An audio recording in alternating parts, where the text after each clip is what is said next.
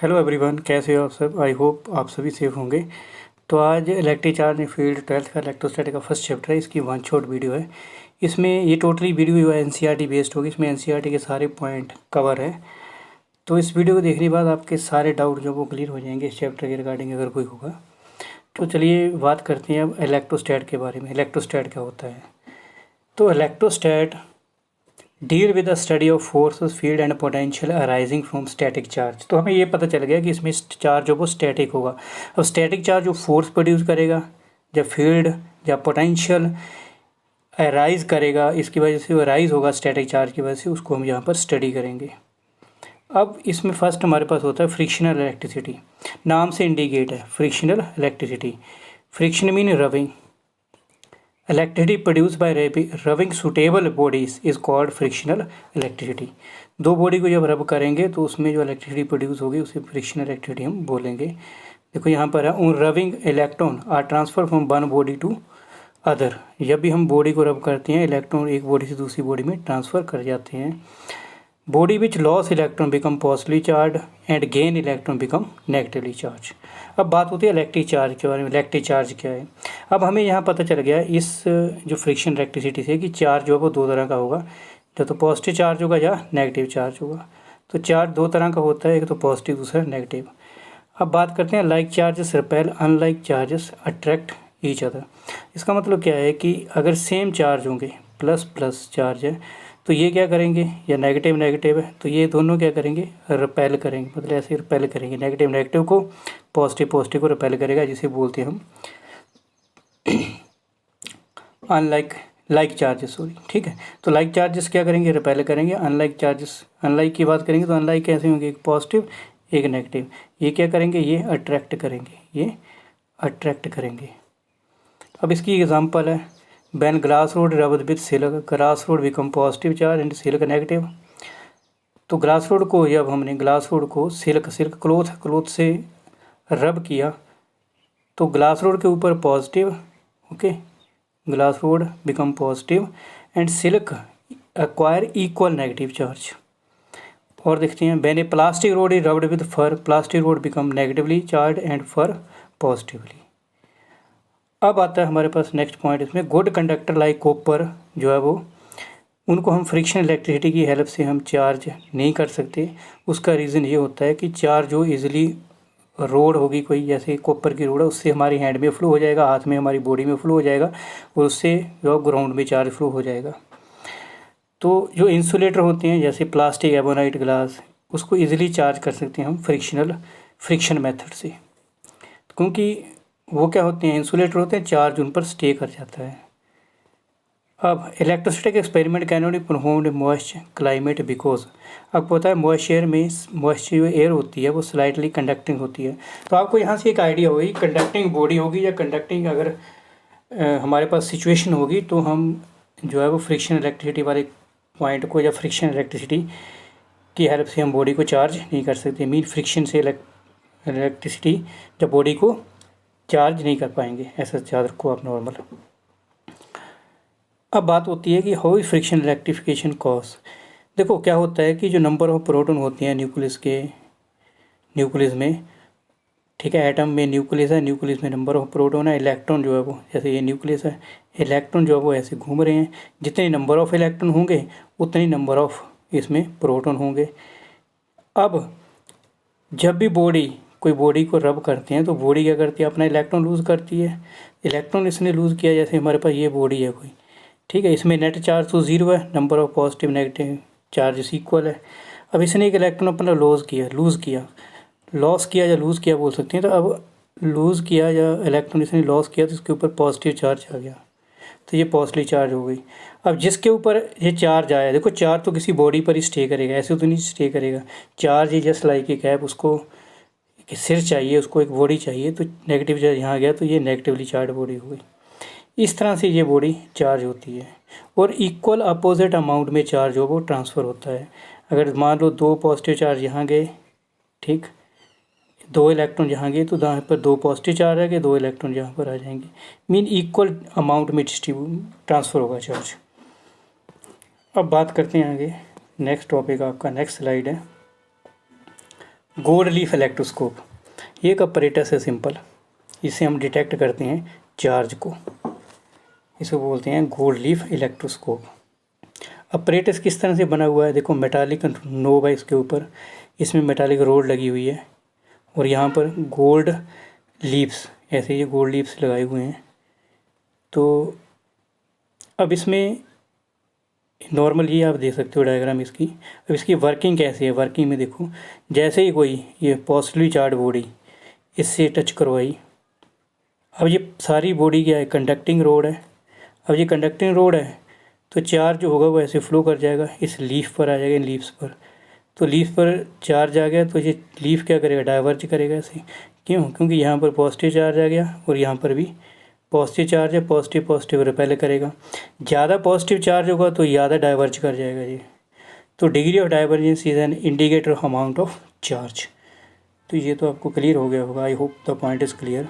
Next बात करते हैं कंडक्टर एंड इंसुलेटर की। कंडक्टर क्या होते हैं, जिनमें से इलेक्ट्रिसिटी पास हो उन्हें कंडक्टर बोलते हैं। जैसे मेटल है, ह्यूमन एनिमल बॉडी, अर्थ है, ये सारे क्या है, कंडक्टर है। अब they have electric charge, they are comparatively free move inside the material. आपको पता ही है कि जो कंडक्टर होता है उसमें इलेक्ट्रॉन्स होते हैं या फ्री चार्ज होते हैं जो मूव करते हैं। अगर कोई चार्ज ट्रांसफ़र होता है तो वो, अगर मान लो यहाँ पर कोई चार्ज है, इस पर जो ट्रांसफ़र होगा कंडक्टिंग बॉडी पर, तो सारी बॉडी पर, एंटायर सरफेस पर वो डिस्ट्रीब्यूट हो जाता है। मान लो 5 इलेक्ट्रॉन चार्ज, 5 चार्ज हमने 5 इलेक्ट्रॉन इस पर दिए, सपोज करो इस बॉडी पर 5 इलेक्ट्रॉन चार्ज हमने, ठीक है, इस बॉडी को दिया।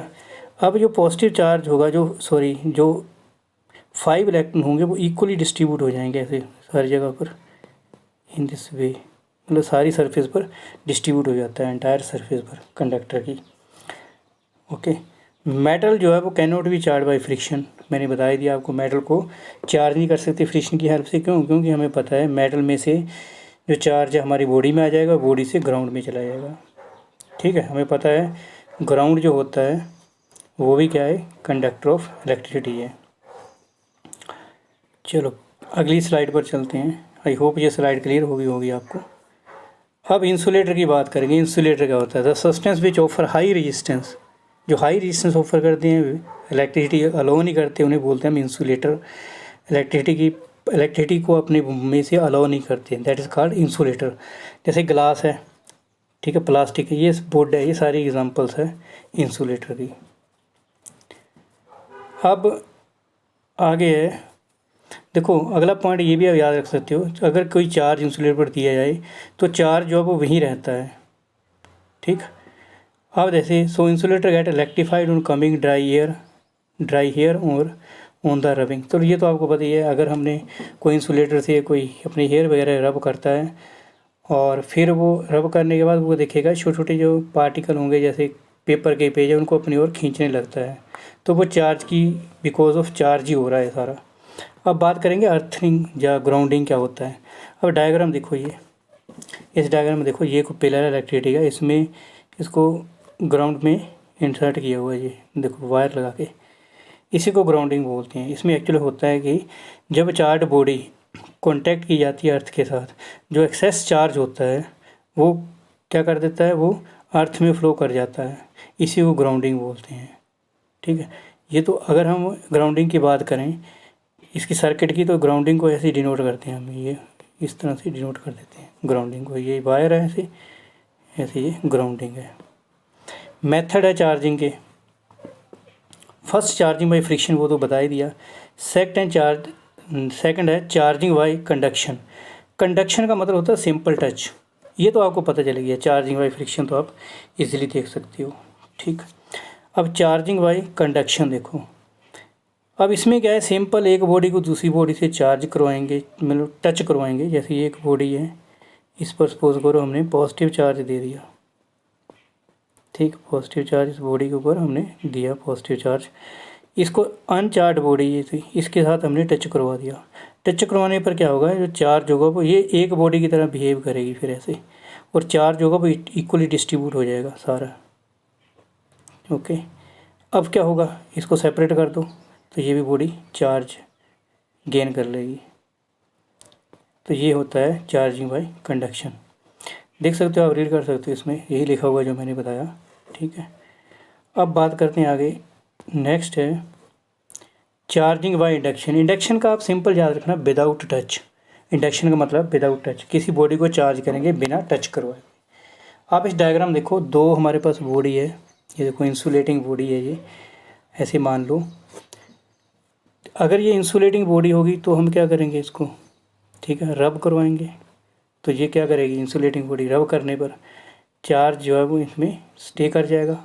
अब हमने क्या करा, ये दोनों जो स्पीयर टाइप है ये कंडक्टिंग है और नीचे जो इंसुलेटिंग स्टैंड लगाया हुआ है, यहाँ पर इंसुलेटिंग स्टैंड है। अब इनको जब हमने एक दूसरे के पास रखा तो ये एक बॉडी की तरह बिहेव करेगी और कोई पॉजिटिवली चार्ज बॉडी को इसके पास लेके आए। अब होगा क्या है कि ए बॉडी इस तरफ जो है नेगेटिव चार्ज आ जाएगा। क्यों? क्योंकि पॉजिटिव नेगेटिव को अपनी ओर अट्रैक्ट करेगा और पॉजिटिव रिपेल करेगा, तो बी पर इस साइड में पॉजिटिव चार्ज एकमुलेट हो जाए। पॉजिटिव चार्ज इस तरफ आ गया, नेगेटिव चार्ज इस तरफ आ गया। अब इनको थोड़ा सेपरेट कर देंगे, अलग कर देंगे, थोड़ा देख सकते हो आप, ठीक, अलग कर दिया, चार्ज तो वहाँ रहेगा। और ये जो बॉडी है इसको भी फिर हमने रिमूव कर दिया, ठीक है। अब जो चार्ज होगा वो ये नेगेटिव चार्ज है, पॉजिटिव चार्ज है, एक दूसरे को अट्रैक्ट करेगा और ये सिचुएशन बन जाएगी जब हम इसको रिमूव कर देंगे। ओके, उसके बाद फिर लास्ट स्टेप में इनको फिर सेपरेट कर देंगे। तो ये देखो यहाँ ए जो है वो नेगेटिवली चार्ज हो गई और बी जो है वो पॉजिटिवली चार्ज बॉडी हो गई। यहाँ पर भी आप देख सकते हो एक, ठीक है, ए बॉडी है, न्यूट्रल बॉडी है, इसके ऊपर कोई चार्ज नहीं है। इस तरह से एक नेगेटिवली चार्ज बॉडी लेके इसके पास गए। अब ये जो बॉडी है इसके नेगेटिव चार्ज हैं वो इस तरफ आ जाएंगे, पॉजिटिव इस तरफ आ जाएंगे। क्यों? हमें पता है ये प्रॉपर्टी, इस पर अगर नेगेटिव है इस बॉडी पर तो नेगेटिव पॉजिटिव को क्या करेगा, अट्रैक्ट करेगा।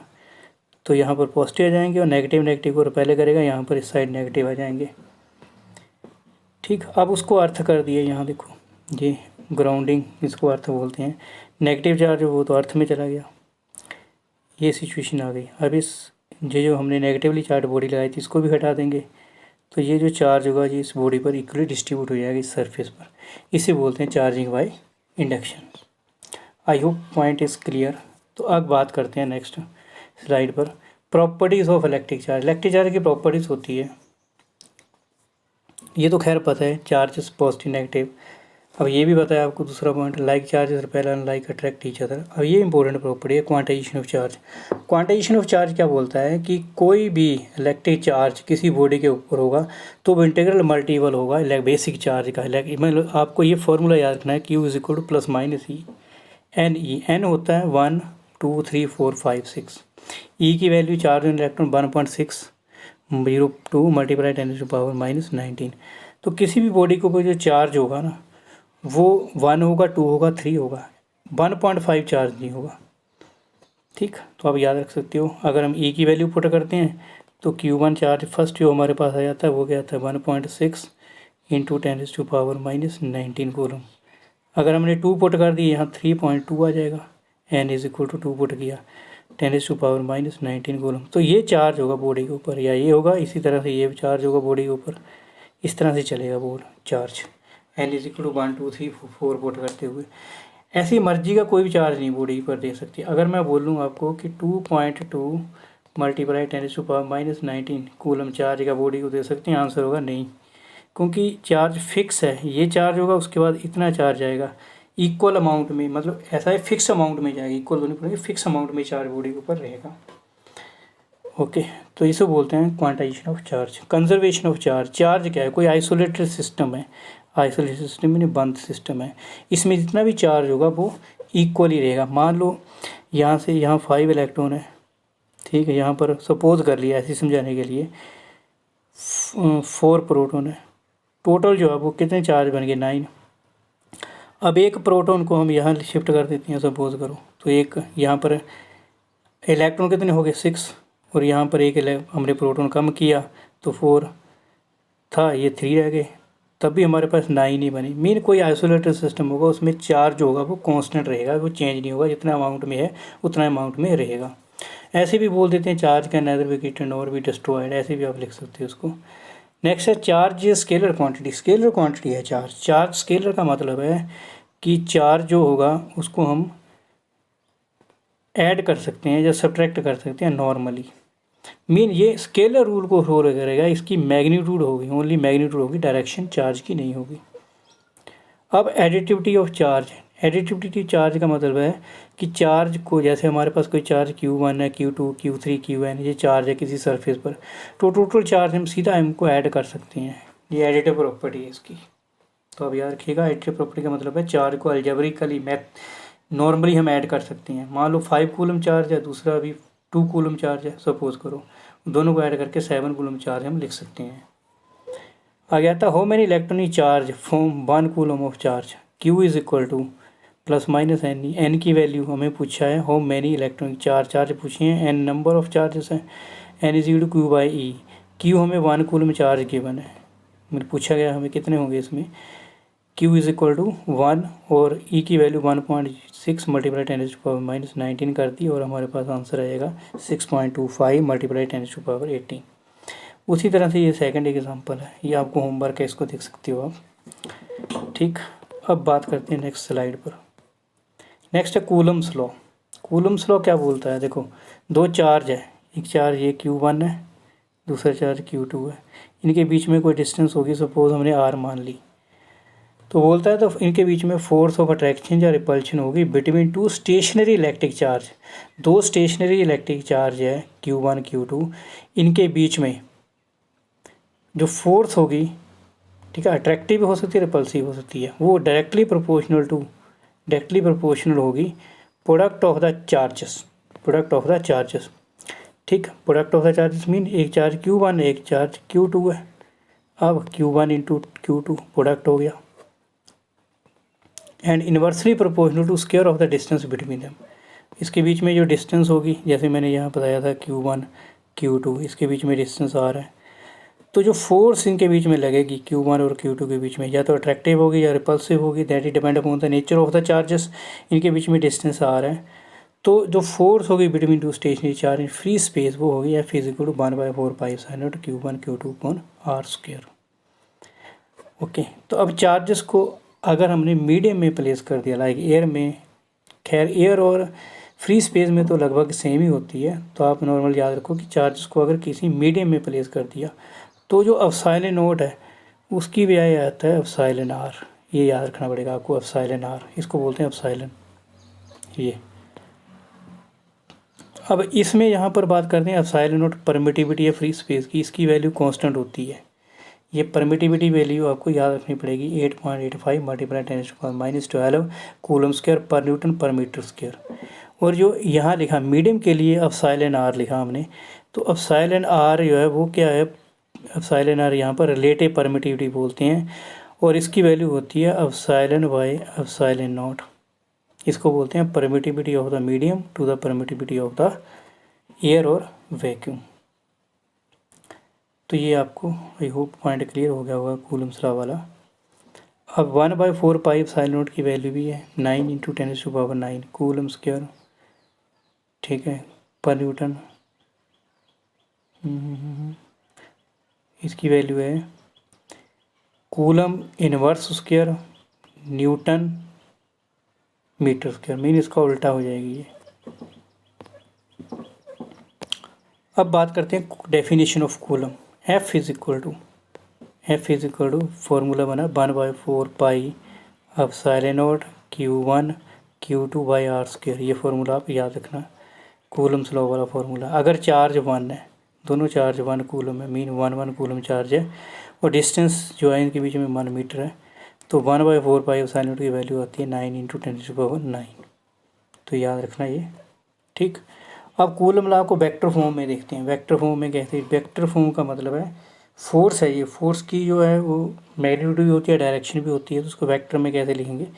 अगर मान लो दोनों चार्ज Q1 Q2, यहाँ देखो ये Q1 Q2 दो चार्ज है, अगर मान लिया ये दोनों चार्ज या तो दोनों पॉजिटिव है या दोनों नेगेटिव है, या दोनों पॉजिटिव है या दोनों नेगेटिव है, तो उनका जो प्रोडक्ट होगा वो, अगर दोनों नेगेटिव है -5 -2 मान लो, तो भी इसका प्रोडक्ट कितना आएगा, प्लस आएगा 10।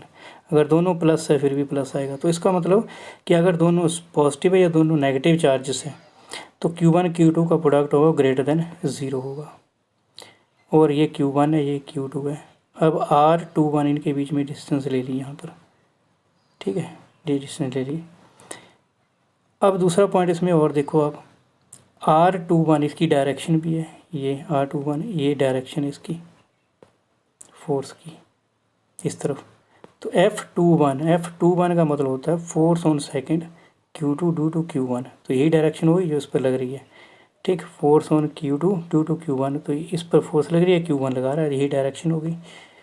तो आपके पास F21 क्या आ गया 1/4 pi sine not Q1 Q2 upon R21 square, R21 cap में ले दिया इसको। ठीक है, कैप में ले दिया। कैप का मतलब है ये डायरेक्शन शो कर रहा है, इस तरफ डायरेक्शन इसकी। अब दूसरी फोर्स देखती हैं। अगर एक पॉजिटिव है एक नेगेटिव है, मीन एक चार्ज पॉजिटिव है एक नेगेटिव है, तो उनका जो प्रोडक्ट होगा वो क्या आएगा, लेस देन 0 आएगा। मीन एक मान लो हमारे पास 5 है, दूसरा मान लो 5 कूलम है, दूसरा -2 कूलम है, मल्टीप्लाई करेंगे -1 0 से कम है। ठीक, तो हम लिखेंगे तो इसका जो प्रोडक्ट होगा वो Q1 Q2 हो जाएगा, लेस देन 0। अब देखो फोर्स की डायरेक्शन देखनी है।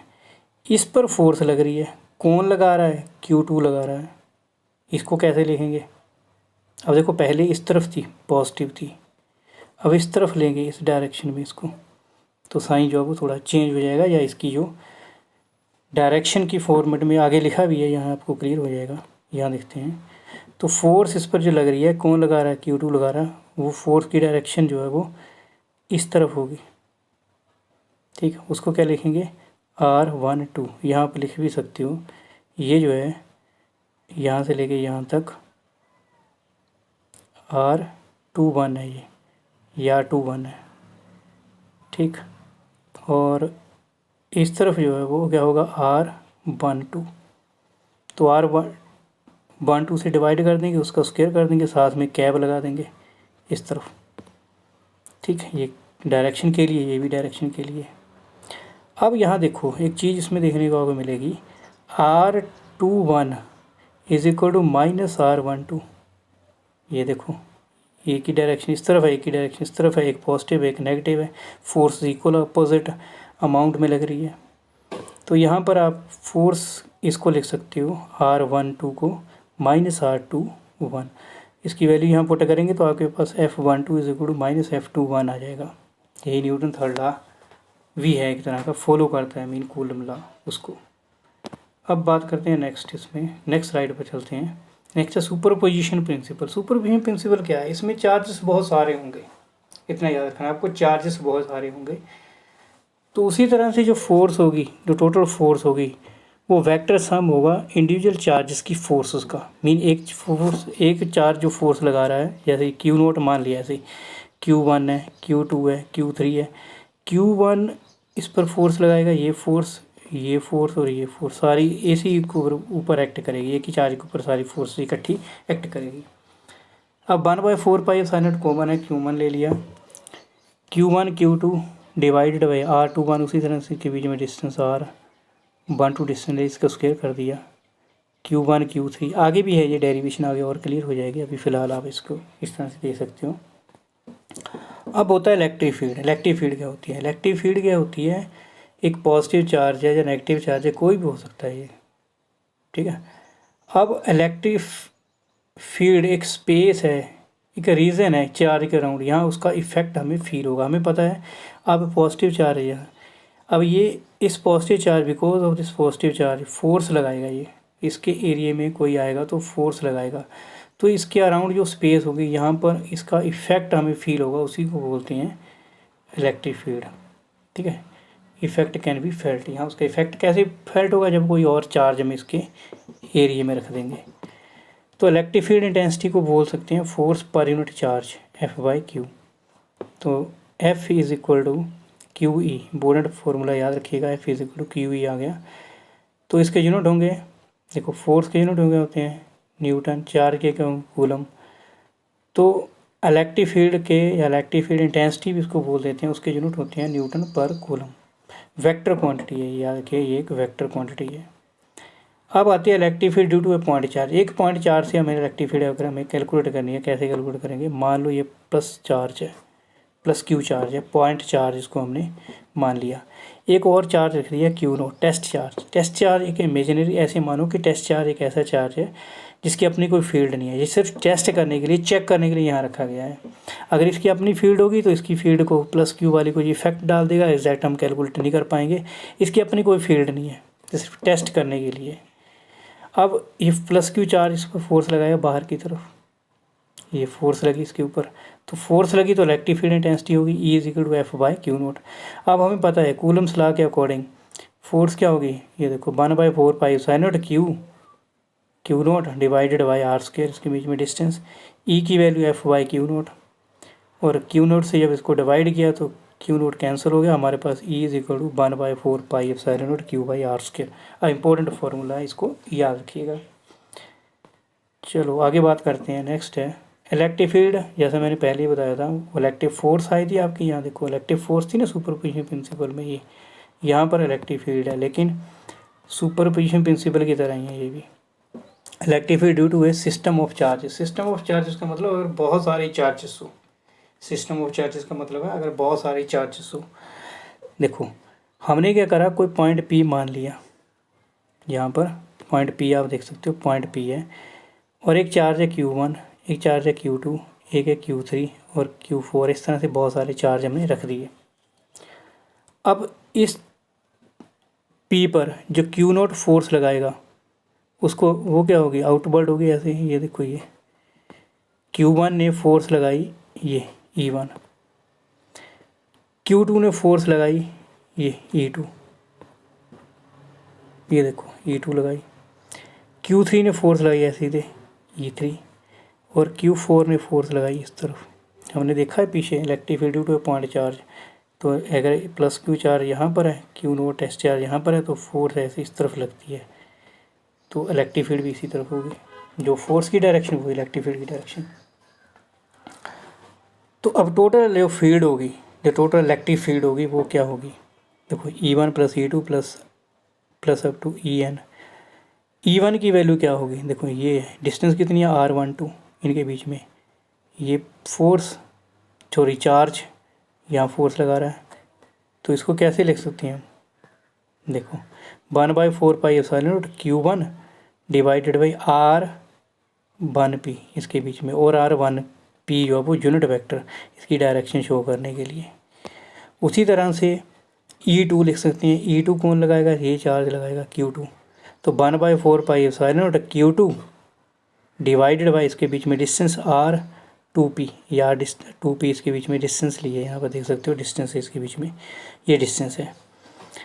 तो उसी तरह से R2P यहाँ पर ये यूनिट वेक्टर है, सिर्फ इसकी डायरेक्शन डिनोट करने के लिए यहाँ लिखा हुआ है। उसी तरह से लास्ट हमारे पास आ गई जो QN चार्ज है, वो फोर्स लगाएगा, उसकी होगी 1/4 pi epsilon not QN R square NP, और R cap NP unit vector है। तो ये भी एक्सप्रेशन आप थोड़ा देख लीजिए अच्छी तरह से, इसका फॉर्मूला किस तरह से हमने ड्राइव करा है। तो नेक्स्ट पॉइंट शुरू होता है electric field lines. Electric field lines क्या होती है, देखो इलेक्ट्रिक फील्ड लाइंस एक एक्चुअली कर्व होते हैं, ठीक है, कर्व ड्रॉ करते हैं। देखो कैसे है, जैसे मान लो इस तरह से कोई हमारे पास फील्ड लाइन है, ठीक है, ये कर्व है एक तरह का। देखो कर्व आप देख सकते हो, अगर हम यहाँ टेंजेंट ड्रॉ करें तो हमें ये डायरेक्शन देगा टेंजेंट, ये नेट इलेक्ट्रिक फील्ड की डायरेक्शन इस पॉइंट पर है। यहाँ देखें इलेक्ट्रिक फील्ड की डायरेक्शन इस तरफ होगी। तो यही इलेक्ट्रिक फील्ड लाइन के बारे में थोड़ा पॉइंट आगे प्रॉपर्ली देखते हैं। इलेक्ट्रिक फील्ड लाइन स्टार्ट होती है पॉजिटिव से और एंड हो जाती है नेगेटिव पर। देखो कैसे, ये पॉजिटिव है, ये नेगेटिव है, ये यहाँ से स्टार्ट होगी, यहाँ ख़त्म, बस फिनिश हो जाती है। ऐसा नहीं कि घूम के नेगेटिव से पॉजिटिव की तरफ आएगी।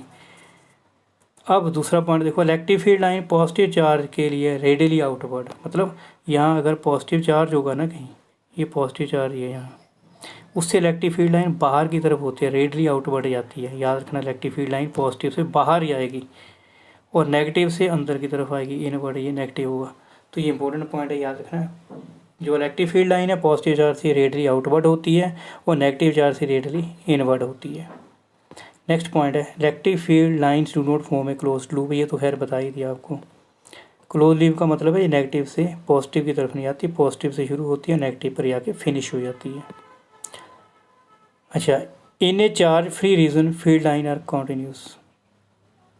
To field lines never intersect.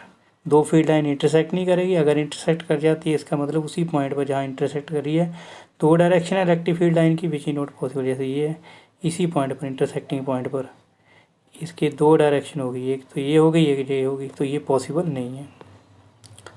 Okay, तो ये आपको पता चल गया। आ गया field line are parallel equal distance and in same direction uniform electric field line. ये पॉइंट याद रखो, ये होती है यूनिफॉर्म फील्ड लाइन। ये देखो पैरेलल होगी, इक्वल डिस्टेंस होगी, देखो दोनों के बीच, तीनों के बीच में डिस्टेंस इक्वल है, ठीक, तो इनको बोलते हैं। और सेम डायरेक्शन होगी, ये होगी यूनिफॉर्म इलेक्ट्रिक फील्ड लाइन। ये यूनिफॉर्म पैरेलल होगी, इक्वल डिस्टेंस पर होगी और सेम डायरेक्शन में होगी, तो ये यूनिफॉर्म फील्ड लाइन है। फील्ड लाइन बोलूँ इलेक्ट्रिक फील्ड लाइन बोलूँ तो एक ही बात है। तो नेक्स्ट स्लाइड पर चलते हैं। नेक्स्ट है पॉजिटिव चार्ज। देखो टू पॉजिटिव चार्ज है, यहाँ पॉजिटिव ये पॉजिटिव, पॉजिटिव पॉजिटिव क्या करेगा, रिपेल करेगा। रिपेल करेगा तो क्या होगा, देखो इंटरसेक्ट तो फील्ड लाइन करेगी नहीं, एक दूसरे को कट नहीं करेगी, तो फील्ड लाइन ऐसे ये टर्न कर जाएगी। ये देख सकते हो आप डायग्राम इसकी, ठीक। अच्छा, अब अगर एक पॉजिटिव है एक नेगेटिव चार्ज हो, ये पॉजिटिव है एक नेगेटिव है, हमने आपको बताया कि इलेक्ट्रिक फील्ड लाइन पॉजिटिव से निकलती है, नेगेटिव पर ख़त्म हो जाती है, कुछ तो ऐसी होगी। बाकी फील्ड लाइन बाहर निकल रही है, ये भी ऐसे घूम के ऐसे बीच में इंटर कर जाएगी, तो ये एक डायपोल टाइप बन जाता है। इसको डायपोल बोल देते हैं। यहाँ पर पॉजिटिव चार्ज होता है और नेगेटिव चार्ज है, कुछ डिस्टेंस होती है उनके बीच में, पॉजिटिव और नेगेटिव के बीच में। ये पॉजिटिव क्यू है, ऐसे दोबारा बनाता हूँ, ये माइनस क्यू है, ये डिस्टेंस है, ये प्लस क्यू है, तो ये इलेक्ट्रिक डायपोल बन गया एक तरह का। आगे आएगा, ज़्यादा क्लियर हो जाएगा। तो नेक्स्ट है इलेक्ट्रिक फ्लक्स। इलेक्ट्रिक फ्लक्स आपको समझना क्या होती है। इलेक्ट्रिक फ्लक्स, देखो इलेक्ट्रिक फ्लक्स किसी सरफेस के साथ फील्ड लाइन लिंक्ड है जो नॉर्मली पास हो रही है। जैसे अगर मैं यहाँ एक डायग्राम बनाऊँ, यूँ देखो फील्ड लाइन ऐसे जा रही है, बाहर निकल रही है, ये बाहर निकल रही है इलेक्ट्रिक फील्ड लाइन, ठीक। अब ये तो हो गई इलेक्ट्रिक फील्ड लाइन। इसका एरिया जो वो वेक्टर है, पर याद रखना ये होता है परपेंडिकुलर टू द सरफेस। अगर मैं बोलूँ कि एरिया वेक्टर है, स्केलर है, तो आप बोलोगे एरिया जो है वो क्या है, वेक्टर क्वांटिटी है। वेक्टर क्वांटिटी मैग्नीट्यूड होगी, डायरेक्शन भी होगी। तो मैग्नीट्यूड तो हो गई ये लेंथ इंटू ब्रेड्थ करके हमने कैलकुलेट कर ली। लेंथ इंटू ब्रेड्थ ऐसे ले लो, ये ले लो लेंथ, ये ले ली ब्रेड्थ। अब इसकी मैग्नीट्यूड होगी लेंथ ब्रेड्थ मल्टीप्लाई करें। डायरेक्शन क्या होगी, direction is perpendicular to the surface. आपकी जो मोबाइल है, लैपटॉप है, जो आप अभी देख रहे हो, उससे बिल्कुल परपेंडिकुलर सरफेस है और आपकी आँखों की तरफ उसकी डायरेक्शन होती है, ठीक है। तो याद रखिएगा, area is a vector quantity, its magnitude is can be calculated and direction is perpendicular to the surface and toward our eye sight. ऐसे थोड़ा याद रख सकती हूँ। अब ये जो एरिया देख रहे हो, इसको क्या किया, थोड़ा सा बेंड कर दिया, ऐसे घुमाया हुआ है, यहाँ थोड़ा सा ऐसे घुमा के कर दिया। इलेक्ट्रिक फील्ड लाइन की डायरेक्शन वही है, लेकिन एरिया की डायरेक्शन पर चेंज हो गई। क्यों, क्योंकि एरिया जो परपेंडिकुलर है ना, इस सरफेस ये परपेंडिकुलर है, इस ds से ये परपेंडिकुलर है। तो फ्लक्स क्या होगी actually, phi is equal to e electric field line into ds क्या है, एरिया इसका। तो सारे ds को इकट्ठा कर दिया, जैसा ऐसा समझ लो कि एरिया की टोटल जो फ्लक्स है वो कैलकुलेट कर सकते हैं, phi is equal to e ds करके। ई ds कॉस थीटा आएगा, थीटा जो एंगल होगा between e and ds। Okay, unit इसके देख सकते हैं न्यूटन मीटर स्क्वायर पर कूलम, और ये एक स्केलर क्वांटिटी है। तो याद रखना इंपॉर्टेंट पॉइंट है, इलेक्ट्रिक फ्लक्स एक स्केलर क्वांटिटी है। इलेक्ट्रिक फ्लक्स क्या है, field line passing normally to an area is known as electric flux, mean electric field line passing through an area normally. Okay, I hope this slide is clear. अगली slide पर चलते हैं। Electric dipole क्या होता है। Electric dipole क्या होता है, देखो pair of equal and opposite charge separated by distance. एक नेगेटिव चार्ज है, एक पॉजिटिव चार्ज है, इसके बीच में डिस्टेंस हमने 2a ले ली, ठीक। तो इसको क्या बोलेंगे हम, ये एक इलेक्ट्रिक डायपोल है। अब टोटल चार्ज इलेक्ट्रिक डायपोल का क्या होगा, एक प्लस क्यू चार्ज है, एक माइनस क्यू चार्ज है, दोनों को ऐड करेंगे तो नेट चार्ज 0 हो जाता है इलेक्ट्रिक डायपोल का। आगे होता है electric dipole movement. Electric dipole movement क्या होता है, product of magnitude of one of the charge and distance between the charges. देखो product of magnitude of either charge, कोई भी एक चार्ज लिख दिया, इन मल्टीप्लाई कर दिया distance between the dipole, distance length of the dipole, या ऐसे बोल सकते हो डिस्टेंस बिटवीन द चार्जेस। तो ये आपको पता चल गया, ठीक है। 2a जो है डिस्टेंस है बिटवीन द चार्जेस या डायपोल की लेंथ है, यूनिट होंगे कूलम मीटर, क्यू के कूलम, और 2a के मेन एरिया क्या है, एरिया बोल रहा हूँ उसको मैं, 2a लेंथ है, लेंथ की क्या होती है मीटर। ओके, अब होता है डायपोल मूवमेंट, ये वेक्टर क्वांटिटी है, dipole movement vector quantity. Dipole movement की डायरेक्शन कहाँ होती है, ये इंपॉर्टेंट पॉइंट है, याद रखना, नेगेटिव टू पॉजिटिव चार्ज, ये होती है डायरेक्शन। इलेक्ट्रिक डायपोल की डायरेक्शन होती है from negative to positive charge. आगे फिजिकल सिग्निफिकेंस है इसकी, फिजिकल सिग्निफिकेंस देखो क्या है। ये जो पहले बात करेंगे इलेक्ट्रिक डायपोल में नॉन पोलर मॉलिक्यूल की। नॉन पोलर मॉलिक्यूल वो होता है, ठीक है, जिसमें पॉजिटिव चार्ज और नेगेटिव चार्ज कोइंसाइड होता है ऐसे। इसमें net electric dipole movement zero होता है, उसे बोलते हैं नॉन पोलर, ठीक है। नॉन पोलर में net electric dipole movement zero है, पॉजिटिव नेगेटिव के साथ ऐसे बिल्कुल थोड़ा सा कोइंसाइड होता है। और in the absence of electric field, external electric field, ठीक है, ऐसे बोल सकते हो, जैसे absence of external electric field जो नेट डायपोल मूवमेंट है वो ज़ीरो है। ओके, जब इलेक्ट्रिक फील्ड अप्लाई कर देंगे, ठीक है, तो उसमें डायपोल डेवलप हो जाता है। नेक्स्ट है पोलर मॉलिक्यूल। पोलर मॉलिक्यूल वो होते हैं जिसमें पॉजिटिव नेगेटिव कोइंसाइड नहीं होता चार्ज, थोड़ा उसमें डिस्टेंस होती है, थोड़ा परमानेंट डायपोल मूवमेंट होता है। जैसे ये प्लस है, ये माइनस क्यू है, प्लस क्यू मान लो इसको, ठीक है, इसको माइनस क्यू मान लो, तो ये परमानेंट उसमें एक इलेक्ट्रिक डायपोल मूवमेंट होता है in the absence of electric field, जैसे वाटर है। ये पोलर मॉलिक्यूल और नॉन पोलर। तो आप याद रखिए, नॉन पोलर वो मॉलिक्यूल होते हैं जिसका पॉजिटिव नेगेटिव के साथ कोइंसाइड होता है, और in the absence of external electric field net dipole movement इसका ज़ीरो होता है। और पोलर होते हैं, पोलर मॉलिक्यूल वो होते हैं जिसमें पहले ही इलेक्ट्रिक डायपोल मूवमेंट होता है। ओके, जैसे वाटर है। अब आगे बात करते हैं नेक्स्ट स्लाइड पे। Electric field due to dipole along a axial line, ये देखिए। अब इलेक्ट्रिक डायपोल का हमें पता चल गया, इलेक्ट्रिक डायपोल क्या होता है ये हमें पता चल गया है। इलेक्ट्रिक डायपोल में एक चार्ज होगा, ये चार्ज है प्लस क्यू, एक माइनस क्यू। अब ये 2a इनकी लेंथ है, इसके बीच की डिस्टेंस है, चार्ज के बीच में डिस्टेंस बोल दो या लेंथ डायपोल की मान लो, एक ही बात है ये। अब इसकी डायरेक्शन क्या होगी, देखो p की डायरेक्शन देखो, नेगेटिव टू पॉजिटिव, ये p डायरेक्शन शो कर रहा है। हमने आपको बताया था कि इलेक्ट्रिक डायपोल की डायरेक्शन नेगेटिव टू पॉजिटिव होती है। मान लेते हैं पॉइंट p पर हमें इलेक्ट्रिक फील्ड कैलकुलेट करनी है इस डायपोल की हेल्प से, डायपोल की, because of this dipole electric dipole we have to calculate the electric field at point p पर हमें इलेक्ट्रिक फील्ड कैलकुलेट करनी है। अब देखो, हमने कोई डिस्टेंस r मान ली पॉइंट p की इस डायपोल से। Distance from the dipole mean distance from the centre of the dipole, ये इंपॉर्टेंट पॉइंट है, याद रखिएगा। Distance from the dipole mean distance from the electric dipole mean distance from the centre of the dipole. यार distance है, यार distance पर point p है। अब इलेक्ट्रिक फील्ड p पर क्या होगी, due two plus q charge, हमने पढ़ा है यहाँ 1/4 होगा q divided by r square. जैसे हम डिस्टेंस है, डिस्टेंस इनके दोनों के बीच में क्या होगी, यहाँ टोटल डिस्टेंस क्या है, r है, और यहाँ से लेके यहाँ तक, ठीक। और इस चार्ज और इस पॉइंट के बीच में डिस्टेंस अगर हमें देखनी है तो यहाँ से r है, r में से हम क्या करेंगे, ये a है, a लेस कर देंगे तो r माइनस a डिस्टेंस बच गई इन दोनों पॉइंट के बीच की।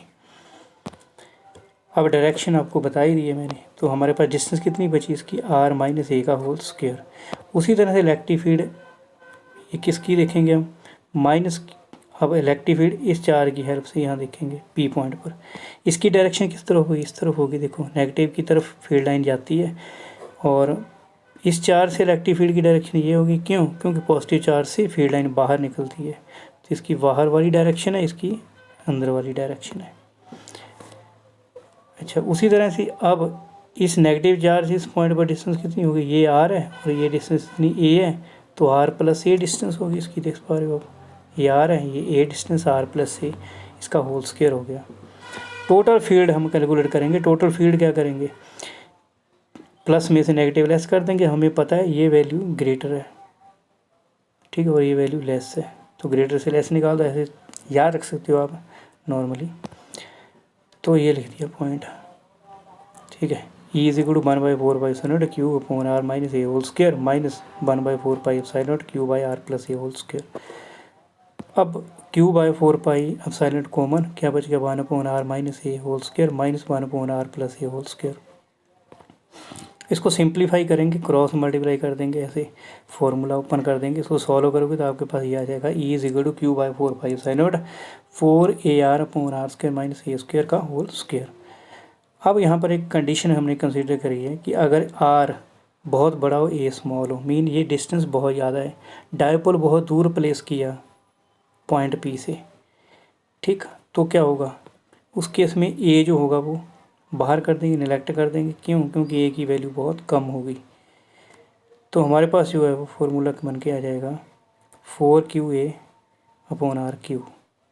अब इसको तोड़ के सेपरेट लिख दिया हमने, ठीक है। 2qa 2 साइज में रख लिया, तो इस 2qa की वैल्यू है p, डायपोल मोमेंट हमने कैलकुलेट किया है, p इज इक्वल टू पहले लिखा था q इज इक्वल टू जो इलेक्ट्रिक डायपोल मोमेंट है p is equal to q into 2a होता है, ठीक है, साथ में 2 आ जाएगा। तो ये इंपॉर्टेंट फॉर्मूला याद रखिएगा, E is equal to 1/4 pi epsilon naught 2p upon r cube. ये किस में है, वेक्टर फॉर्म में। ओके, तो नेक्स्ट टॉपिक पे चलते हैं। नेक्स्ट टॉपिक है हमारा electric field due to a dipole along an equatorial line. Equator पर अगर हमें इलेक्ट्रिक फील्ड कैलकुलेट करनी है, एक इलेक्ट्रिक डायपोल की वजह से, एक इलेक्ट्रिक डायपोल की फील्ड हमें अगर इक्वेटर पर कैलकुलेट करनी है तो कैसे कैलकुलेट करेंगे। ये पॉइंट P जो है ये इलेक्ट्रिक डायपोल है, प्लस Q माइनस Q, इसके बीच में डिस्टेंस को सेपरेट कर दिया a इंटू ए, ये सेंटर ले लिया। अब मान लो P पॉइंट एक इलेक्ट्रिक डायपोल से पॉइंट P इक्वेटर पर है, इक्वेटर मीन यहाँ से 90 डिग्री। अब इसकी डिस्टेंस ले ली हमने, ठीक है, distance r is the distance of this point P from the electric dipole. ये इलेक्ट्रिक डायपोल है इतना, ये तो डिस्टेंस मैंने बताया, distance from the dipole mean distance from the centre of the dipole, तो सेंटर से पॉइंट P की डिस्टेंस। अच्छा, अब ये तो हो गया r, ये हो गया a, तो यहाँ ये वैल्यू कैलकुलेट कर सकते हैं, क्या आ जाएगा √r² plus a² Pythagoras. Okay, अब इस पॉइंट P पर इस प्लस Q चार्ज की इलेक्ट्रिक फील्ड कैसे होगी, ये होगी आउटवर्ड, जैसे मैंने बताया आपको इस तरफ लग रही है। अब इसके दो कंपोनेंट होंगे फील्ड के, चलो कंपोनेंट की बाद में बात करते हैं। तो फॉर्मूला लगा देंगे 1/4 pi epsilon naught q by r square plus a square का होल स्क्वायर। अंडर का होल स्क्वायर होएगा यहाँ नीचे, तो अंडर लेना था, अंडर का होल स्क्वायर होगा, तो अंडर स्क्वायर खत्म हो गया, हमारे पास ये इक्वेशन आ गई, ठीक है। अब मैग्नीट्यूड ऑफ इलेक्ट्रिक फील्ड की P पर due to minus Q charge, अगर ये वैल्यू हमारे पास under r square plus a square है तो ये भी वही वैल्यू होगी under r square plus a square. अब सेम देखो, ये भी वैल्यू आ गई हमारे पास, दोनों इक्वेशन सेम है, लेकिन ये जो फील्ड है इसके दो कंपोनेंट हमें लिखने पड़ेंगे। क्यों, क्योंकि यहाँ तो ये x की तरफ है ना y की तरफ है, इसके दो कंपोनेंट होंगे। एक कंपोनेंट होगा इस तरफ, ये E plus Q cos theta, एक होगा ऊपर की तरफ, उसके लिखेंगे E plus Q sine theta, ये कंपोनेंट लिख दिया इसका। अच्छा, अब दूसरा कंपोनेंट, इसके भी दो कंपोनेंट होंगे, इस फील्ड के E नेगेटिव वाले के दो कंपोनेंट होंगे। एक कंपोनेंट तो इसी डायरेक्शन में होगा, ये देखो सेम डायरेक्शन में है, E minus Q cos theta, दूसरा कंपोनेंट ऐसे नीचे होगा। दो कंपोनेंट होंगे इसके भी, दोनों कंपोनेंट जो ये कंपोनेंट नीचे वाला ऊपर वाला कैंसिल कर देगा, तो हमारे पास जो कंपोनेंट बचेंगे ये बचेंगे E Q cos theta, E minus Q cos theta, दोनों को ऐड कर देंगे, ठीक। अब ऐड किया, लेकिन ये जो इलेक्ट्रिक फील्ड का कंपोनेंट है, या सॉरी ऐसे मानो कि जो electric field E plus Q की है वो सेम है E माइनस Q की, तो इसको लिख सकते हैं, ये हमारे पास E प्लस Q को E माइनस 2 माइनस Q लिख दिया, या ऐसे मानो कि दोनों को सेम, मतलब दोनों सेम है ये, तो E प्लस Q की फॉर्म में इसको लिख दिया, तो आपके पास आ गया 2E plus Q cos theta. अब कॉस थीटा की वैल्यू यहाँ से हम कैलकुलेट कर सकते हैं, कॉस थीटा की वैल्यू यहाँ से कैलकुलेट हो जाएगी। कॉस क्या होता है, बेस बाई हाइपोटेन्यूज, बेस यहाँ पर क्या है ए, हाइपोटेन्यूज क्या है under root r square plus a square, ये देखो ठीक है, ये कॉस आ गया। कॉस की वैल्यू अब यहाँ से पुट कर दो इस इक्वेशन में, इसमें हम पुट कर सकते हैं। तो हमारे पास 2 as it is e plus q की वैल्यू लिख दी a/√r² प्लस a²। ठीक, यहाँ लिख दी बाद में, कोई इशू नहीं है। 2 इंटू ई ए की वैल्यू और ये कॉस की वैल्यू आ गई, देख सकते हो आराम से, देख लो कॉस की वैल्यू ये है।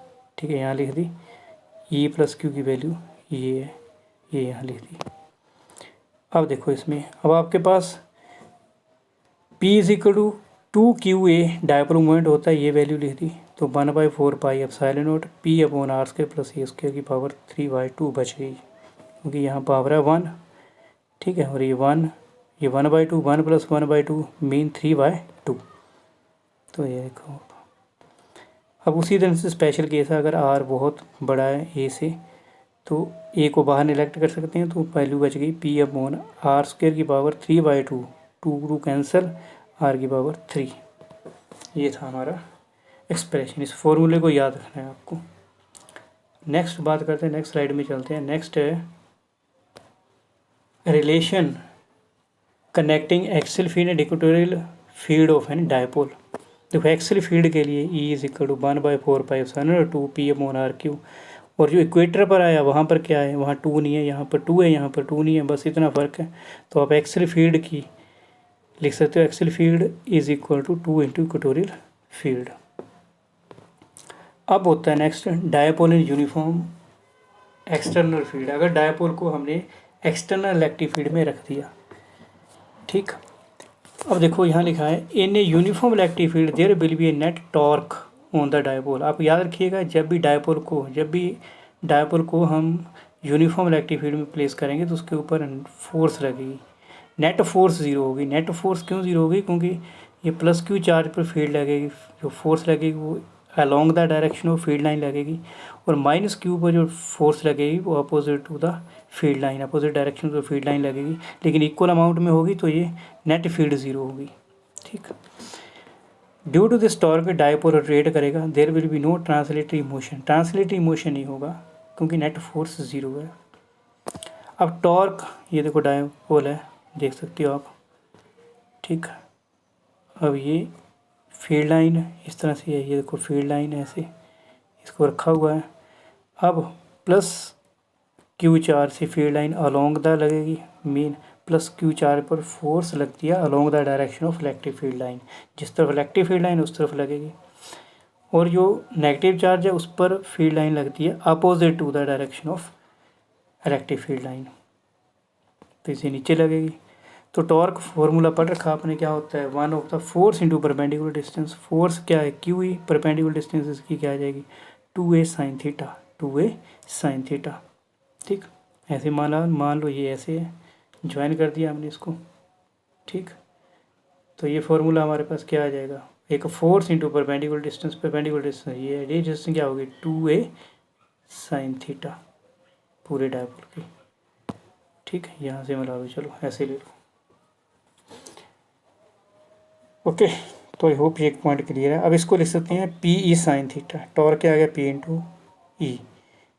P and e are in same direction, जब अपोजिट डायरेक्शन होंगे तो थीटा क्या 0 या 180 होगा।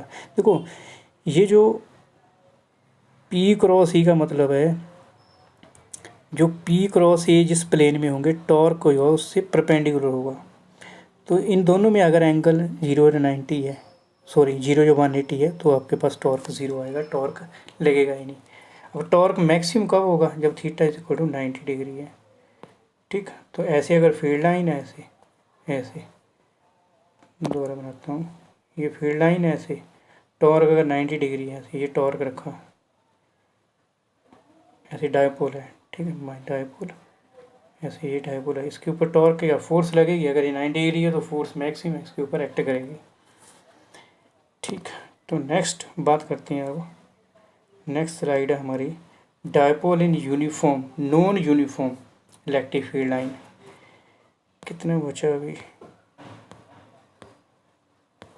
काफ़ी अभी। ओके, अब डायपोल को जब हम नॉन यूनिफॉर्म इलेक्ट्रिक फील्ड में रखेंगे तो किस तरह से होगा। अब जो नॉन यूनिफॉर्म फील्ड लाइन में डायपोल के ऊपर फोर्स लगेगी और टॉर्क नहीं लगेगा। मतलब ऐसे समझो कि नेट फोर्स भी लगेगी और नेट टॉर्क भी लगेगा, ऐसे समझो, फोर्स भी लगेगी टॉर्क भी लगेगा, मतलब वो घूमेगा भी और आगे भी मूव करेगा।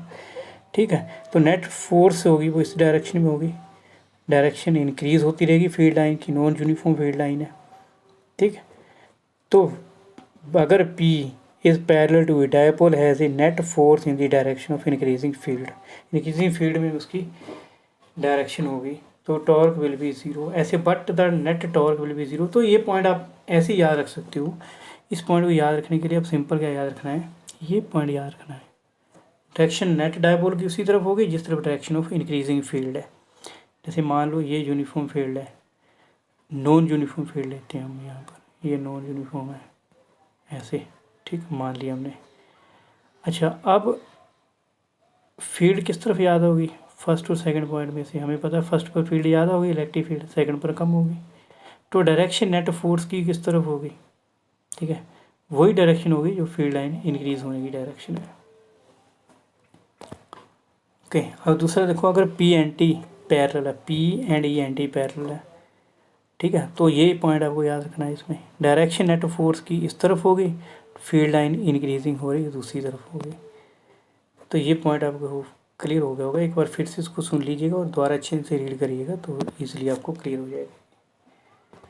ठीक, नेक्स्ट चलते हैं। नेक्स्ट है कॉन्टिन्यूस चार्ज डिस्ट्रीब्यूशन। चार्ज को कैसे डिस्ट्रीब्यूट किया जाता है किसी सरफेस के ऊपर, तो अगर लीनियर चार्ज है, चार्ज अगर लीनियर है, चार्ज को कैसे डिस्ट्रीब्यूट करेंगे, जिसे बोलते हैं linear charge density lambda.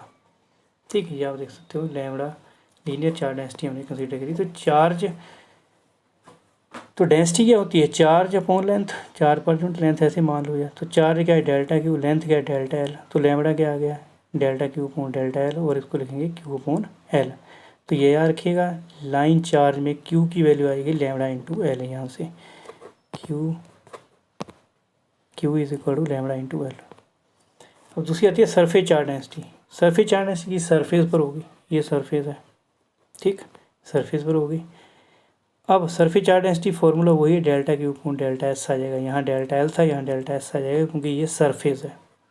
Surface के लिए एस लेंगे और लीनियर चार्ज के लिए एल लेंगे, लेंथ के लिए एल लेंगे। तो उसी तरह से सिग्मा थे डिनोट करेंगे, सिग्मा क्यू अपॉन एस आ गया, तो q is equal to sigma into s. अब वॉल्यूम चार्ज डेंसिटी क्या होती है, इसमें वॉल्यूम ले लेंगे delta q upon delta v, तो रो से डिनोट करेंगे, rho is equal to q upon v, unit भी इसके लिख दी और क्यू की वैल्यू आ गई रो इंटू वी। ओके, तो नेक्स्ट बात करते हैं। नेक्स्ट है हमारे पास गॉस थ्योरम। गॉस थ्योरम क्या है, actually Gauss theorem flux calculate करने के लिए मीन इलेक्ट्रिक फ्लक्स को कैलकुलेट करने के लिए गॉस ने एक डायरेक्ट फार्मूला दे दिया था। ठीक है, वो गॉस थ्योरम बोलता है कि जो इलेक्ट्रिक फ्लक्स होगी टोटल किसी क्लोज सरफेस पर जिसने चार्ज को इनक्लोज किया हुआ है, जैसे फुटबॉल है, फुटबॉल के अंदर प्लस क्यू चार्ज मैंने रख दिया। अब फुटबॉल के सेंटर में प्लस क्यू चार्ज है, बाहर से फील्ड लाइन ऐसे निकल रही होगी, फील्ड लाइन परपेंडिकुलर निकल रही है तो नॉर्मल फील्ड लाइन है, इसी को फ्लक्स बोलते हैं। तो फ्लक्स कैलकुलेट करने के लिए उसने कहा कि Q charge total charge divide by epsilon not कर दो तो वो फ्लक्स आ जाएगी, मीन इलेक्ट्रिक फ्लक्स आ जाएगी। ठीक, तो ये था Gauss theorem. Total electric flux through a close surface, बंद सरफेस पर, equal to 1 sine naught time the total charge enclosed by the surface, जितना चार्ज उसने टोटल अंदर इनक्लोज किया हुआ है। अगर प्लस क्यू चार्ज इनक्लोज किया है तो फ्लक्स क्या होगी, plus Q by epsilon not. अगर मान लो क्यू, ऐसे लिख देता हूँ, क्यू 3Q मान लेते हैं, चलो 3Q चार्ज इनक्लोज किया हुआ है तो फ्लक्स क्या होगी 3Q बाय एप्सिलॉन नॉट। अगर सपोज 100 कूलम चार्ज है, ऐसे लेते हैं आप, कूलम के में देख लेते हैं, 100 कूलम चार्ज के अंदर है तो फ्लक्स क्या होगी 100 डिवाइड बाय एप्सिलॉन नॉट, ये फ्लक्स होगी अकॉर्डिंग टू गॉस थ्योरम। अब इसका प्रूफ देखो, इसके लिए हमें गॉसियन सरफेस कंसीडर करनी पड़ेगी। गॉसियन सरफेस क्या होती है वो भी बताता हूँ।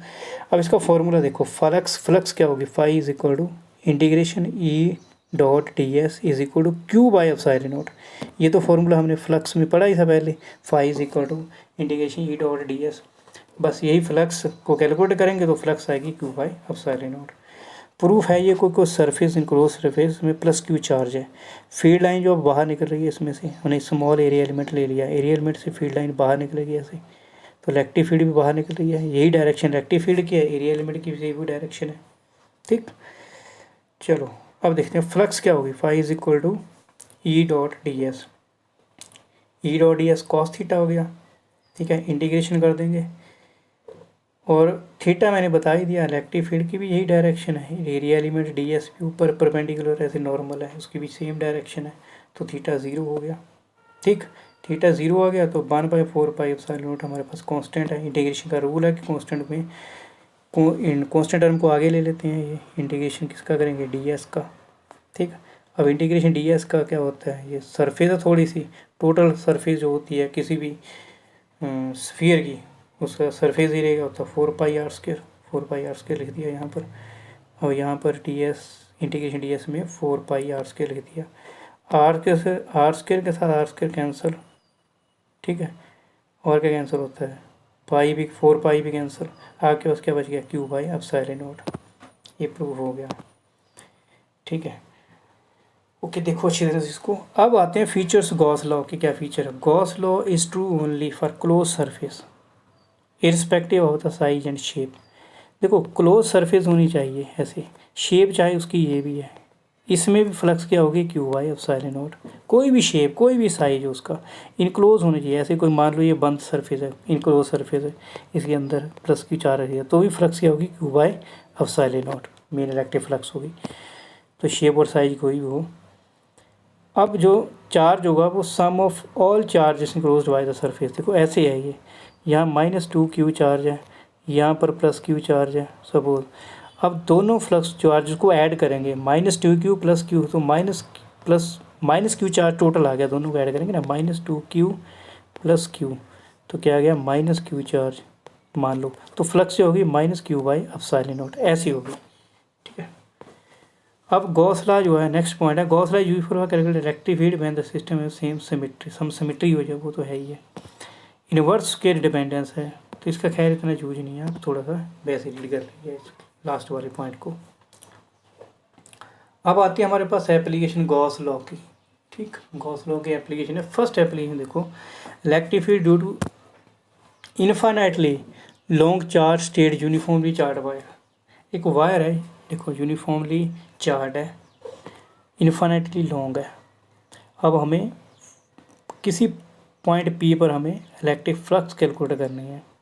मान लेते हैं वो पॉइंट P जो है वो r डिस्टेंस पर है इस charge uniform infinitely charge long wire से। अब हम गॉसियन सरफेस ड्रॉ करेंगे, ये गॉसियन सरफेस है, इमेजिनरी सरफेस ही ड्रॉ करी। ठीक, क्योंकि हमें पता है गॉस लॉ लगाने के लिए इसको चार्ज को इनक्लोज करना पड़ेगा, बंद करना पड़ेगा। इसको बंद कर दिया, अब हम डायरेक्ट गॉस लॉ लगा सकते हैं। Phi is equal to E dot d s, phi is equal to flux से होगी E electric field into surface area, curved surface area आएगा, क्योंकि ऊपर तो होगी नहीं, क्योंकि ये तो ऊपर वायर है। फ्लक्स क्या होगी, इसे सिलेंडर की चारों तरफ ऐसे फ्लक्स होगी, चारों तरफ फ्लक्स है, तो कर्व्ड सरफेस एरिया का फॉर्मूला था 2πr/l। ये फॉर्मूला लगा दिया, गॉस लॉ के अकॉर्डिंग फाई क्या होगी, Q/ε0, दोनों को इक्वल कर दिया। ठीक, जैसे यहाँ पर ये लैम्बडा की वैल्यू पुट करिए, लैम्बडा क्या होता है हमें पता है, linear charge density lambda is equal to Q/l, तो Q की वैल्यू क्या आ जाएगी, लैम्बडा इंटू L। अब फाई की वैल्यू, फाई क्या हो जाएगा हमारे पास, λL/ε0। ठीक, दोनों इक्वेशन को इक्वेट कर दिए, ई की वैल्यू आ गई λ/2πr/ε0। यहाँ से देखो E proportional to 1/r। Okay, next है electric field due to uniformly charge infinite plane sheet. अब शीट है एक, क्या ये अब शीट है, शीट रेली देखो, शीट जो उस पर पॉजिटिव चार्ज है, हमें फ्लक्स कैलकुलेट करनी है, हमने थोड़ा सा इसका एरिया कैलकुलेट कर लिया, मतलब एरिया कंसीडर कर लिया बीच में से, देखो एक सिलेंड्रिकल टाइप बीच में से कंसीडर कर लिया ऐसे। अब देखो फील्ड लाइन कैसे जाएगी, इससे बाहर की तरफ जाएगी ऐसे, और इससे इस तरफ जाएगी। अब इसका डी एस एरिया एलिमेंट ले लिया, इसका एरिया एलिमेंट डी एस ले लिया, इलेक्ट्रिक फील्ड इस तरफ है, एरिया एलिमेंट भी इसी तरफ है, इसमें इलेक्ट्रिक फील्ड इस तरफ है, एरिया एलिमेंट इस तरफ है, एंगल 0 है। ठीक, अब क्या आ जाएगा हमारे पास, तो फील्ड जो होगी crosses only two end face of the question surface. ये क्वेश्चन सरफेस सिलेंड्रिकल हमने कंसीडर करी है। तो फ्लक्स क्या होगी, phi is equal to 2 into E s. ठीक है, अब गॉस लॉ क्या बोलता है, phi is equal to q by epsilon naught q. अब क्यू में क्यू ये सरफेस चार्ज डेंसिटी है, तो हम यहाँ पर सिग्मा की वैल्यू पुट कर दें, या q is equal to sigma s put कर दिया हमने। तो दोनों इक्वेशन को इक्वेट कर दिया, कंपेयर कर दिया, तो हमारे पास 2 E s is equal to sigma s by epsilon naught. तो ई की वैल्यू होगी सिग्मा बाई 2 एप्सिलॉन नॉट। तो ये इलेक्ट्रिक फील्ड है, इंडिपेंडेंट है डिस्टेंस से। तो ये याद रखिएगा, इंडिपेंडेंट है डिस्टेंस से। कौन सी, अगर हमारे पास शीट है, प्लेन शीट है कोई, तो जितनी मर्जी डिस्टेंस हो, इलेक्ट्रिक फील्ड जो है वो इंडिपेंडेंट डिस्टेंस से वो सेम ही होगी। ओके, तो नेक्स्ट एप्लीकेशन है electric field due to uniformly charged thin spherical shell. एक स्पेरिकल शेल हमने कंसीडर कर ली, एक स्पीयर है, स्पीयर पर पॉजिटिव चार्ज ऐसे स्प्रेड हुआ है, तो किसी पॉइंट पी पर हमें फ्लक्स कैलकुलेट करनी है, या इलेक्ट्रिक फील्ड मान लो, पहले इलेक्ट्रिक फील्ड कैलकुलेट करनी है। अब इलेक्ट्रिक फील्ड कैलकुलेट करने के हमने ये जो येलो कलर की ये क्वेश्चन सरफेस कंसीडर कर ली, इसमें थोड़ा सा एरिया ले लिया, एरिया डी एस। ठीक है, अब फील्ड लाइन से ये परपेंडिकुलर होगा एरिया परपेंडिकुलर होता है, उसकी जो डायरेक्शन परपेंडिकुलर होती है। ओके, ई भी इस तरफ है, थीटा क्या आएगा दोनों में 0। ठीक है, अब देखो field outside the shell, outside shell से बाहर जो फील्ड होगी phi is equal to E S, electric field into surface area, यही फील्ड लाइन होती है। और सरफेस एरिया क्या होगा, 4 पाई आर स्क्वायर। अब गॉस लॉ के according phi is equal to q by epsilon naught, और क्यू की वैल्यू सिग्मा ए पुट कर दी, sigma A by epsilon naught. तो ये फ्लक्स आ गई। अब एरिया पुट कर दिया इसका, ये डिस्टेंस कितनी है इसकी, आप देख पा रहे हो डिस्टेंस कितनी है इसकी, ये आप ऐसे लो, इसको ऐसे समझो। देखो phi is equal to sigma s is area, ये एरिया क्या आपके पास आ जाएगा, ये एरिया, ये लो 4 पाई आर,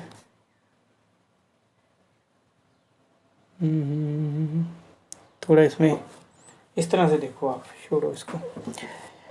देखो आपके पास है फॉर्मूला, अब आपके पास जो गॉस लॉ के अकॉर्डिंग जो फाई की वैल्यू हुई, phi is equal to sigma A by epsilon naught होगी। ठीक है, अब ये जो पॉइंट है, ये पॉइंट है डिस्टेंस आर पर है यहाँ पर। ठीक है, तो जो फ्लक्स होगी, जो टोटल फ्लक्स होगी सरफेस से बाहर होगी, सरफेस से, ठीक है, वो होगी आपके पास sigma into 4 pi r square by epsilon naught. ठीक, ये जो फ्लक्स होगी आउटसाइड होगी, ये फ्लक्स होगी एक तरह की यहाँ से, जो यहाँ से निकलेगी वही बाहर की तरफ होगी। ठीक, तो दोनों इक्वेशन इक्वल होगी, दोनों को इक्वेट कर दिया, E into 4 pi r square, ये बाहर के लिए, ये अंदर के लिए, क्योंकि अंदर से जितनी फ्लक्स फील्ड लाइन जाएगी वही तो येलो में से जाएगी। ठीक, अब दोनों को इक्वेट किया तो यहाँ पर कैंसिल होगी जो टर्म 4 पाई कैंसिल, और ई की वैल्यू होगी sigma by epsilon naught r square, capital r square by small r square. तो यहाँ भी देखो E proportional to 1 by r square है। अब फील्ड सरफेस पर, शेल की सरफेस फील्ड क्या होगी, r is equal to r put कर देंगे। ठीक, तो ये हमारे पास आ गया E is equal to sigma by epsilon naught, r is equal to r put किया तो ये कैंसिल हो गया, आपके पास सिग्मा बाई एप्सिलॉन नॉट बच गया। मैक्सिमम होगी सरफेस पर, याद रखना ई मैक्सिमम होगी सरफेस, शेल की सरफेस पर। यहाँ पर जैसे जैसे दूर जाएंगे तो उसकी वैल्यू कम होती जाएगी, इलेक्ट्रिक फील्ड की वैल्यू कम हो जाएगी अकॉर्डिंग टू दिस फार्मूला। अब फील्ड इनसाइड द शेल है, अंदर शेल के चार्ज 0 है, चार्ज 0 है तो फ्लक्स क्या होगी, phi is equal to q by epsilon naught, q 0 है तो 0 आ गया। ये दोनों को इक्वेट कर दिए इक्वेशन को, इसको और इसको, तो ये इलेक्ट्रिक फील्ड आ गई 0। ओके, नेक्स्ट स्लाइड पर चलते हैं। नेक्स्ट एग्जांपल है, यहाँ पर देखो इलेक्ट्रिक फील्ड एक शीट है, 2 शीट्स है, एक पर प्लस क्यू चार्ज, एक पर माइनस क्यू चार्ज है। इसके 3 रीजन है, एक रीजन 1 एरिया मतलब इस तरफ का रीजन, सेकंड रीजन और थर्ड रीजन। अब हम यहाँ देखेंगे फील्ड, हमें पता है शीट से जो फील्ड होती है वो सिग्मा बाई 2 एप्सिलॉन नॉट होती है। अब इस पॉइंट पी पर देखते हैं, इस प्लस क्यू से आर से फील्ड लाइन होगी बाहर की तरफ, और माइनस क्यू चार्ज से होगी इस तरफ। ठीक है, तो एक तो पॉजिटिव होगी, इस तरफ वाली पॉजिटिव होगी, इस तरफ नेगेटिव होगी, दोनों को ऐड करेंगे तो आ जाएगी 0, तो इलेक्ट्रिक फील्ड 0 आ गई। क्यों? क्योंकि एक इलेक्ट्रिक फील्ड पॉजिटिव होगी, इस तरफ वाली पॉजिटिव ले लो, साइन कन्वेंशन यूज करेंगे, इस तरफ वाली नेगेटिव ले ली। ओके, बीच में देखते हैं। अब प्लस क्यू चार्ज से फील्ड लाइन किस तरफ होगी? इस तरफ होगी। माइनस क्यू से भी वही डायरेक्शन होगी, देखो सेम होगी, पॉजिटिव से बाहर निकलेगी, इससे नेगेटिव की तरफ जाएगी, तो ये सेम डायरेक्शन है, दोनों एक ही डायरेक्शन में है, दोनों पॉजिटिव ले लेंगे, सेम डायरेक्शन है, तो जोड़ देंगे, उनको ऐड कर देंगे, तो इलेक्ट्रिक फील्ड टोटल आ गई E = sigma by epsilon not. क्योंकि एक शीट की इलेक्ट्रिक फील्ड हमने कैलकुलेट की है, एक शीट चार्ज शीट की, वो क्या होती है सिग्मा बाय 2 एप्सिलॉन नॉट, दोनों की ऐड कर दी तो सिग्मा बाय 2 एप्सिलॉन नॉट, तो आपके पास ये बच गई फील्ड। उसी तरह से आउटसाइड फील्ड यहाँ देखते हैं रीजन थर्ड में, इस माइनस क्यू से चार्ज फील्ड इस तरफ होगी, प्लस क्यू से इस तरफ होगी, इक्वल अपोजिट है, एक पॉजिटिव है नेगेटिव, नेट फील्ड 0। तो जो एक शीट है अपोजिटली चार्ज शीट है, उसके बीच में इलेक्ट्रिक फील्ड होती है, साइड में इलेक्ट्रिक फील्ड 0 होगी। Okay, this is all about this chapter. I hope आपने क्लास एंजॉय की होगी। तो बनी रहेगा चैनल के साथ, चैनल को सब्सक्राइब कर लीजिएगा। Thank you so much for watching this video. मिलेंगे न्यू चैप्टर के साथ वन शॉट में। Thank you.